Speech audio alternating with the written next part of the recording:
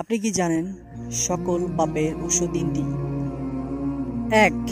অহংকার, এটি ইবলিসের পতন ঘটিয়েছিল।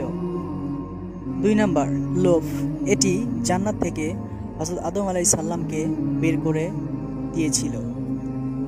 3 নাম্বার হিংসা, এটি আদম আলাইহিস সালামের এক সন্তান বিরুদ্ধে অপর সন্তানের প্রতিশোধ পরায়ণ করে তুলেছিল। যে বস্তু উক্ত তিনটি অনিষ্ট থেকে বেঁচে থাকতে পারবে সে যাবতীয় অনিষ্ট থেকে বাঁচতে পারবে। কেননা কুফরির মূল রহস্য হলো পাপাচার। অহংকার, পাপাচারের মূল উৎস হলো লোভ। বিদ্রোহ ও সীমা লঙ্ঘনের মূল উৎস হলো হিংসা। আল্লাহ আমাদের এই তিনটি কাজ থেকে বিরত রাখুন। আমিন। আশা করি আমাদের আলোর পথ চ্যানেলটি সাবস্ক্রাইব করবেন, আমাদের সঙ্গে থাকবেন। ভিডিওটি লাইক করবেন এবং শেয়ার করতে ভুলবেন না।